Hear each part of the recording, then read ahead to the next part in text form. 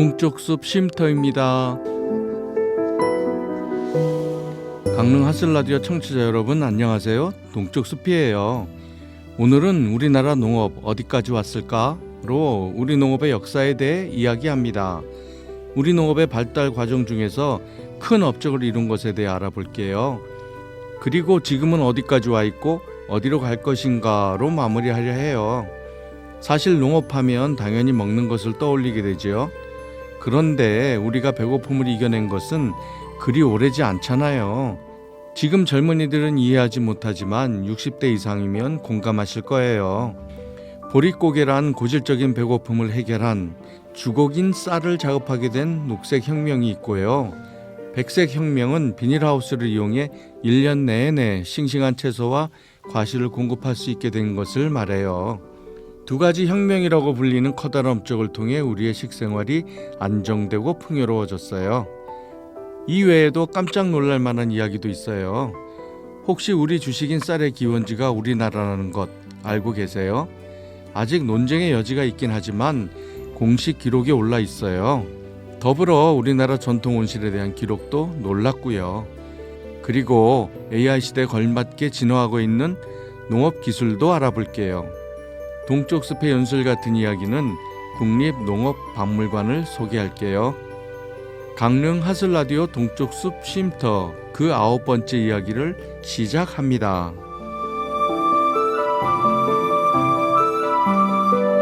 우리나라에서는 언제부터 농사를 짓기 시작했을까요? 신석기 시대라고 해요. 농사는 기후가 중요하죠. 약 1만 년 전에야 기후가 지금의 사계절이 정착되었다고 해요. 그리고 농사가 시작된 시기는 기원전 4천년 무렵 신석기 시대 중기 때예요. 어떻게 할까요? 탄화된 곡물 등 농경의 증거가 발견되었기 때문이죠. 강원도 고성 문암리에서 신석기 시대부터 조선시대에 이르는 경작 유적이 발견되었어요. 신석기 시대의 밭으로는 한반도에서 최초로 발굴된 곳이에요. 해안이 아닌 내륙지방에서 발견된 최초의 신석기 시대 패총은 창녕 비복리 패총인데요. 대규모의 도토리 저장 시설과 조, 기장, 수수 등의 씨앗이 출토되었네요. 이후 청동기 시대로 이어져서 여주 흔암리에서 탄화된 쌀과 보리, 수수, 조 등의 곡물이 출토되었고요. 부여 송국리에서도 쌀과 잡곡이 출토되었어요. 철기 시대로는 광주 신창동에서 농경문화와 유적이 출토되었고요. 삼국시대엔 경주 월성과 부여, 북관리 유적지에서 복숭아, 자두 등 63종의 씨앗과 참외, 머루, 다래, 복숭아, 사과, 자두 씨앗이 출토되어서 과일을 저장한 창고였을 것으로 추측이 되네요. 이때는 지금과 별반 다르지 않다고 생각될 정도로 다양해진 농산물을 볼 수 있네요. 그런데 앞서 이야기한 쌀의 기원지가 우리나라로 등재되었다고 해요. 좀 뜻밖이죠. 그전에는 주로 인도나 중국이란 논쟁이 있었고 중국에서 11,000년에서 13,000년 전에 탄화된 쌀이 발견되면서 중국으로 인정되었었죠. 그런데 1994년 우리나라 청주 소도리에서 15,000년에서 17,000년 전에 탄화된 쌀이 발견되면서 기원지가 우리나라로 바뀌었어요. 물론 여기엔 아직 논쟁의 소지가 있긴 해요. 이를 뒷받침할 자료가 충분하진 않다네요. 고고학적 유물이 나 여기 있어 하고 나타나진 않기에 어려움이 따르기 마련이죠. 이제 유사일의 농업 역사상 가장 큰 업적이라 할 녹색혁명에 대해 알아볼게요. 녹색혁명이란 우리의 주곡인 쌀을 작업하게 된 것을 말해요. 특히 일제강점기에서 한국 전쟁까지 겪으면서 항상 보릿고개, 춘궁기, 절식과 같은 식량 부족에 따른 서글픈 단어와 이야기를 달고 살았죠. 나이 어린 분들을 위해 설명을 하면 보릿고개는 작년 가을에 걷어들인 곡식이 겨울을 지나며 바닥이 드러날 때인 봄이 되면 아직 보리가 덜 여물어서 굶주린 배를 움켜쥐어야 했던 시기를 말해요. 참 서글프지요. 베이비붐 세대인 저도 쌀이 모자라 보리와 같은 잡곡을 섞거나 원저물로 풍부했던 밀가루를 먹자는 운동인 혼분식 장려 운동을 겪었죠. 이 운동은 1967년에서 1976년까지 행정적으로 시행되었어요. 실제로 중학교 때에는 도시락 검사를 해서 쌀밥만 싸온 아이들은 선생님께 아주 혼난 기억이 있네요. 우리가 지금 라면이나 빵을 좋아하는 이유엔 과거 이런 정책도 한 몫을 한 것이 아닌가 하는 생각도 들어요. 먼저 녹색혁명을 이야기하려면 벼 품종인 통일벼를 먼저 알아야 해요. 이 통일벼가 녹색혁명을 주도한 핵심이거든요. 벼는 크게 두 가지 계통으로 나뉘는데요. 한국, 일본, 중국이 주로 먹는 찰기가 있는 벼를 자포니카 타입이라고 하고, 동남아시아나 인도, 아프리카 등에서 소비되는 찰기가 없는 벼는 인디카 타입이라고 해요. 왜 불면 훌훌 날린다고 하잖아요. 안남미라고도 하고요. 쌀의 형태도 자포니카 타입은 짧고 둥글둥글하고 인디카는 길쭉길쭉한 특성을 가지고 있어요. 왜 이 이야기를 하느냐? 바로 통일벼가 자포니카와 인디카를 교잡해서 만들어졌거든요. 이 품종이 탄생하게 된 배경에는 필리핀에 있는 국제미작연구소 International Rice Research Institute, 줄여서 IRRI, 우린 일이라고도 불렀어요. 와의 협력이 큰 역할을 했어요. 이곳에서 육성된 벼 계통에는 IR이라는 계통명이 붙는데 준단간이면서 다수성인 인디카 IR8과 자포니카와 인디카의 교잡종과 교배해서 만들어진 것이 계통명 IR667, 후에 통일로命名된 녹색혁명의 주역이 된 품종이에요. 어렵죠? 육종 기술에 대한 자세한 것은 넘어갈게요. 이 통일벼의 특징은 단간종, 그러니까 키가 작아서 곡식이 달렸을 때 쓰러짐이 적어요. 벼가 수확기에 쓰러지면 수량 감소는 물론 작업하기도 매우 불편하지요. 더불어 비료에 대한 내비성이 강하고 수량이 많을 뿐 아니라 병충해에도 강한 특성을 가진 그야말로 가장 이상적인 벼의 특징을 가졌다고 평가돼요. 지금 개발되고 있는 벼의 신품종은 대부분 키가 작게 개발되고 있어요. 실제로 논에 가서 보시면 과거와 달리 벼의 키가 작아졌다는 것을 느끼실 수 있으실 거예요. 가장 중요한 것은 수량일 텐데 기존 대비 무려 30% 넘게 수확량이 늘어났어요. 엄청난 거죠. 단점도 있죠. 이 벼는 생육기간이 길어야 하는 특성이 있어서 모짜리에 비닐을 씌워 육미하는 광경이 보이기 시작했어요. 빨리 파종하고 일찍 모내기를 해야 했거든요. 또 탄립성, 이삭에서 잘 떨어지는 특성이 있었어요. 그럼에도 불구하고 엄청난 수량 증대가 이루어졌어요. 이런 새로운 기술을 개발하고 보급하는데 농촌진흥청과 농촌지도서, 행정기관은 물론 대학 등 학계까지 모두가 한 몸이 되어서 노력한 결과 드디어 1977년 녹색혁명을 달성했어요. 이때 농가 평균 쌀 수량성이 헥타르당 4.94톤으로 세계 최고를 기록하면서 쌀 총 생산량이 600만 6천 톤에 달해 우리나라 쌀 자급을 확고히 해서 녹색혁명 완수를 선언했지요. 실제로 수원에 있는 옛 농촌진흥청에 가면 기념탑이 서 있어요. 우리나라 국민으로서 참 자랑스러운 결과라 아니할 수 없어요. 이런 주곡 자급을 통해서 당시 한창 중화학공업을 통한 수출 주도형 국가산업 형태를 갖춰가는데 엄청난 기여를 했어요. 그런데 통일벼가 밥맛은 일반 벼보다 떨어졌어요. 그럼에도 불구하고 당시엔 밥맛보다는 배고픔 해결이 우선이었죠. 이후 우리 경제가 발전하고 소득 수준이 높아짐에 따라서 통일벼의 시대는 저물어 갔어요.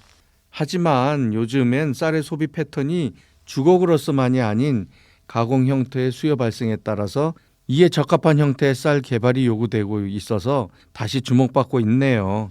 또 이러한 개발의 경험이 개발도상국의 주곡 자립에 우리의 기술이 크게 기여하고 있어요. 대표적인 것이 세네갈에 보급한 이스리로 우리 위상이 선진국답게 높아지고 있어요. 참 뿌듯하죠. 이렇게 녹색혁명을 완수하게 된 데는 농자재의 발달도 큰 역할을 했어요. 대표적인 것이 비닐이지요. 본 모짜리를 만드는데 큰 역할을 했죠. 이뿐만이 아니에요. 이 비닐이 비닐하우스란 새로운 형태의 농업을 발생시켰고 백색혁명이라 불리는 시설 재배를 통한 신선한 엽채류와 과채류, 나아가 과수까지 적용되어서 1년 내내 신선한 농산물을 생산 공급하면서 풍요로운 식생활이 가능하게 되었어요. 이 백색혁명에 대해 알아볼게요. 사실 이 백색혁명이란 용어는 녹색혁명과 같이 공식화된 용어는 아니에요. 이는 우리나라에서 겨울철 채소 생산이 불가능할 때 비닐을 이용해서 비닐하우스 등에 설치하면서 백색으로 보인다고 해서 붙인 이름이에요. 사실 비닐이 백색은 아니잖아요. 하지만 일반적으로는 투명 쪽에 가깝죠. 그런데 개인적으로 백색 혁명이라 해도 되겠다라고 생각한 일이 있었어요. 등산해서 정상에 올랐는데 저 아래쪽에 비닐하우스 단지가 보이더라고요. 그런데 햇빛에 반사된 비닐이 하얗게 물결치고 있더라니까요. 마치 윤슬의 바다처럼 보이더라고요. 그때 백색 혁명이라 해도 되겠다고 생각했네요. 이젠 일반화되어 자연스럽게 받아들여지고 있죠. 이렇게 백색 혁명이 이루어질 수 있게 된 것은 중화학공업과 철강산업이 뒷받침해 주었기 때문이죠. 비닐과 아연 도금 파이프를 수요에 맞춰서 적절한 가격에 공급해 줄 수 있었기 때문이에요. 물론 경제가 성장한 결과로 겨울철 신선 채소에 대한 수요가 그 원인이죠. 처음 시설 재배 땐 상추, 배추, 오이 등 저온성 채소가 주를 이뤘지만 재배 기술이 정착되면서 수박, 참외 등 고온성 과채류가 도입되고 단경기가 없어지고 1년 내내 생산되는 준연 생산이 정착되었죠. 특히 딸기와 같은 작물은 시설 재배 면적이 1970년에 2%에서 1995년엔 98%까지 증가되면서 대부분이 시설에서 재배되고 있어요. 제가 관동중학교에서 우리 농업의 발전에 대해 강의할 때 아이들에게 딸기는 언제 생산될까요? 라고 물으면 전부 겨울에요 라고 답해요. 이렇게 바꿔줬어요. 딸기는 겨울 과일이지 봄 과일이 아니더라고요. 참고로 딸기는 저온성 과채류라 더워지면 아예 녹아버려요. 해서 여름엔 재배와 생산이 어렵지요. 하지만 여름에도 딸기를 재배하고 생산해요. 어디에서? 고냉지에서, 대관령에서 생산해요. 고령지 농업연구소에서 여름용 딸기 신품종을 육성하고 있고 나아가 사계절 딸기도 육성해서 베트남으로 로열티 받고 수출까지 했어요. 제철에 나오는 딸기도 서량 등등 국산 품종이고 수출도 많이 하죠. 그런데 제과용 딸기는 단 것보다는 신맛이 더 딸기 같더라고요.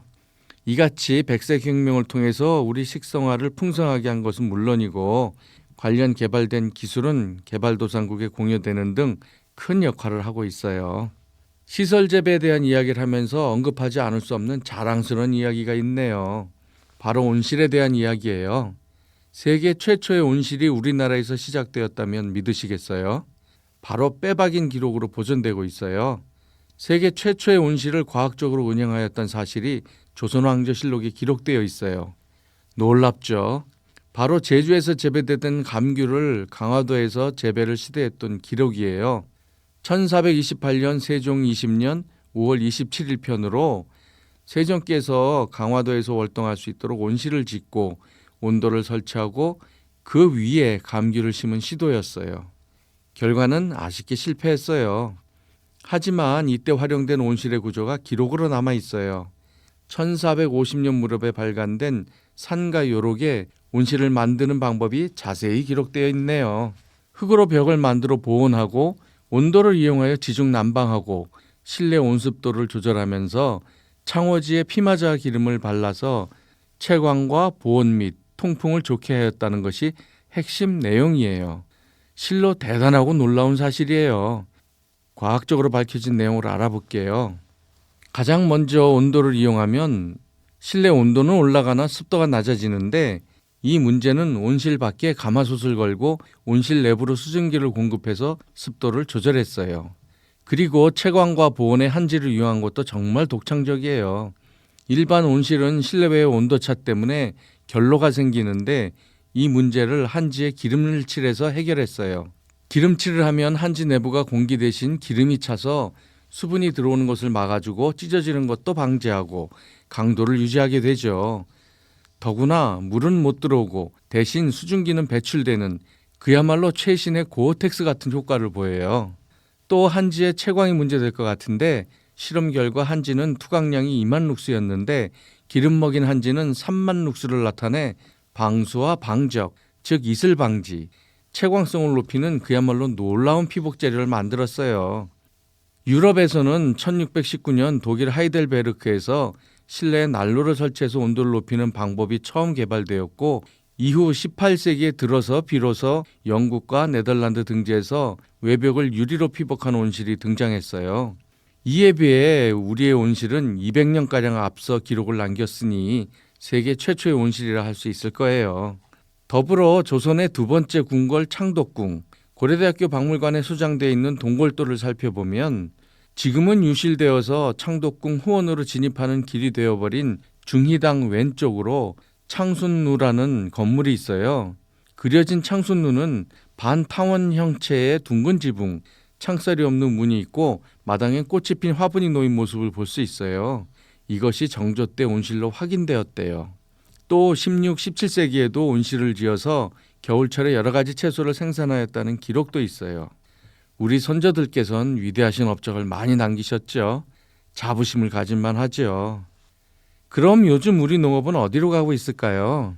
농촌진흥청은 농업은 스마트하게, 농촌은 매력있게 란 슬로건으로 스마트팜 기술 개발에 전력하는 듯 싶어요. AI 시대를 맞이하면서 농업도 인공지능이 농사짓는 시대를 대비하고 있네요. 그중 하나를 소개하면 한국형 스마트팜 기술 개발로 인공지능이 농사짓는 시대를 열고 있어요. 과거 1세대 스마트팜 기술은 영농의 편의성이 높아져 생산성을 높이는 데 큰 효과를 보였지만 모든 농사 환경을 농업인이 직접 설정하고 조작해야 했죠. 그러다 보니 농사에 대한 지식은 물론 데이터를 이해하고 분석할 수 있는 역량도 갖춰야 했어요.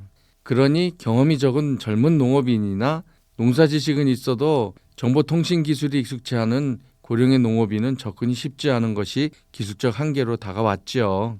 그런데 요즘 2세대 스마트팜 기술은 인공지능 데이터와 영상 정보로 생육을 진단하고 의사결정을 돕는 데 활용할 수 있게 되었어요. 그러니까 AI, 인공지능이 하듯 스스로 학습해서 재배 환경에 따른 병해충 방제, 수확 시기 예측, 고장 진단 등을 결정할 수 있게 된 거죠. 따라서 경험이 적은 젊은 농업인이나 고령의 농업인 모두 도움을 받을 수 있을 것으로 보여요. 멋지죠? 이제 3세대로 가면 농작업까지 로봇이 담당하는 그야말로 완벽한 스마트팜이 완성되겠죠. 이젠 농업이 1차 산업이란 이야기가 무색해지겠죠. 농촌은 도시와 차별화되면서 자연과 친화적이며 더욱 살기 좋은 곳으로 탈바꿈하겠죠. 먼 미래 이야기가 아니고 곧 실현될 가까운 미래의 모습이에요. 놀랍죠? 이어서 동쪽 숲의 윤슬 같은 이야기로 잠시 쉬어갈게요.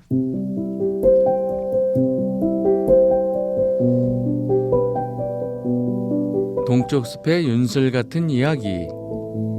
동쪽 숲의 윤슬 같은 이야기는 국립농업박물관을 소개한다. 국립농업박물관은 2022년 11월에 개관했다. 그야말로 대한민국의 농업의 역사를 한눈에 볼 수 있는 곳이다. 위치는 수원에 이전하기 전 농촌진흥청 부지에 새로 세워졌다. 수원역에서 그리 멀지 않은 거리에 있고 지금은 전주로 이사간 농촌진흥청의 옛 보금자리라 주변 환경도 공원과 같이 참 아름답게 가꿔져 있다. 박물관을 방문한 날 날씨도 쾌청하여 옛 농촌진흥청의 모습이 떠올라 감회가 새로웠다. 불현듯 길재의 시조가 떠올랐다. 500년 도읍지를 필마로 돌아더니 산천은 의구한데 인걸은 간데없네. 어즈버 태평연월이 꿈이런가 하노라. 농촌진흥청은 우리나라 농업의 중심이었기에 이곳을 드나들던 옛 생각이 주마등처럼 스쳐 지나갔다. 발령장 받으러도 오고 교육을 받으러도 오고 예산 작업도 하고 등등 옛 추억이 서린 곳이다. 지금은 식량과학원 중부작물부가 남아 중부 지역의 식량작물을 연구 관리하고 있다. 큰 길 쪽으로 새롭게 지어진 아름다운 박물관이 눈에 들어온다. 국립농업박물관은 두 개의 공간으로 나뉘어 있다. 전시동과 교육동이다. 전시동은 생명의 원천, 농사라는 주제로 농업관 1과 농업가치의 재발견이란 주제로 농업관 2가 있다. 어린이를 위한 어린이 박물관이 있고 유리온실을 가득 채운 식물원도 있다. 곤충을 전시한 곤충관이 있고 수직으로 세운 수직농장과 기획전시실, 대회의실, 카페와 문화상품점이 있다. 교육동에는 영상관, 식문화관, 요리교실, 농업과학교실 등 여러 교육시설이 자리하고 있고 특히 잠시 쉴 수 있는 사랑채와 식당과 편의점이 있다. 박물관 관람을 하고 식당에서 다양한 음식을 접할 수 있어서 매우 좋았다. 밖으로 나오면 다랑이 논밭이 있고 토종벼와 다양한 농작물이 계절별로 다채로운 농촌 경관을 보여준다. 또 농가 원령 산책로도 있는데 계절별로 잘 꾸며져 있다. 박물관 운영 시간은 오전 10시부터 오후 6시까지이고 입장 마감 시간은 오후 5시이다. 어린이 박물관은 회차 운영을 하고 있어 오전 10시 10분부터 오후 4시 40분까지 총 5회다. 휴관일은 매주 월요일과 1월 1일, 설과 추석 당일만 쉰다. 관람료는 무료이고 유모차와 휠체어가 되어야 되는데 신분증이 필요하다. 이제 박물관 전시동 농업관 1로 들어가 보자. 1관은 땅과 물, 종자, 재배, 수학의 4주제로 나뉘어 있다. 세종 때에 편찬한 대표적 농업서적인 농사직설이 보이고 농지 측량 관련 책자도 보인다. 종자로 들어가니 신석기 시대부터 삼국시대까지 유적지를 통해 씨앗의 흔적을 찾아볼 수 있다. 선조들이 종자별로 보관했던 방법을 보여준다. 다양한 용기를 활용했음을 알 수 있다. 종자 주권이 식량 주권임을 설명하는 표지판이 서 있다. 농부는 굶어 죽어도 씨앗은 베고 죽는다라는 속담을 언급하며 종자의 중요성을 깨우쳐준다. 각종 종자의 정부 보급증이 보인다. 재배 쪽으로 옮겨가니 가리 농기구가 보인다. 크기가 엄청나다. 소에 매서 논밭을 갈던 쟁기가 달려있다. 논밭에 물을 대기 위해 사용하던 물지개다. 과거엔 농촌뿐 아니라 도시에서도 사용했었다. 녹색혁명을 완수한 것을 기념한 패가 보인다. 민족사의 한 획을 그은 사건임이 분명하다. 하우스 농업의 시작, 백색혁명을 소개한다. 보릿고개를 극복하기 위해 절미운동에 사용되었던 절미통들이 애잔함을 불러일으킨다. 기계화되기 전 사용하였던 탈곡기도 보인다.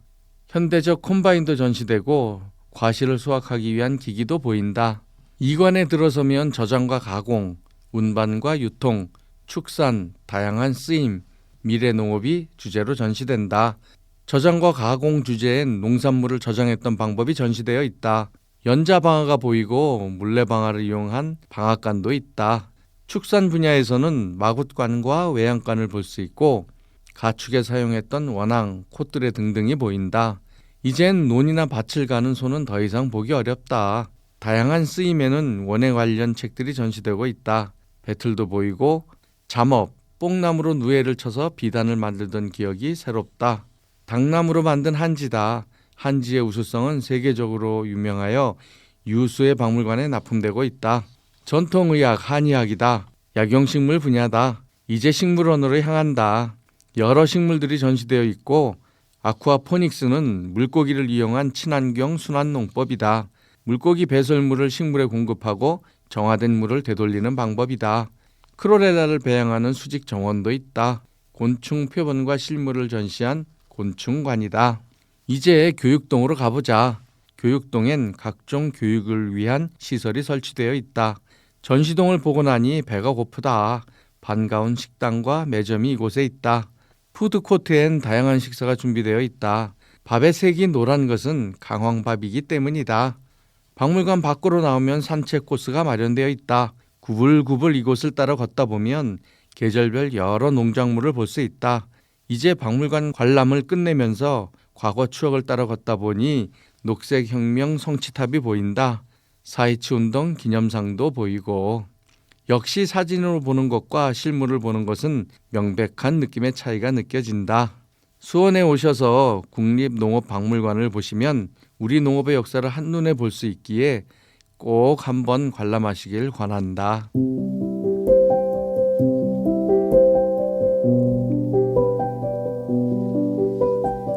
국립농업박물관을 관람하고 나니 옛 생각이 물씬 나네요.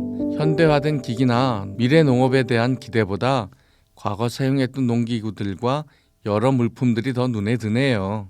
애달았던 기억 때문일까요? 개관한 지 그리 오래지 않아도 전시물과 시설들이 깔끔하게 정리되어 있어요. 봄을 맞아 산책로 주변엔 밭가리가 한창이었고요. 청취자 여러분께서도 관람하시면 옛 시간으로 되돌아가는 경험을 하시게 될 거예요.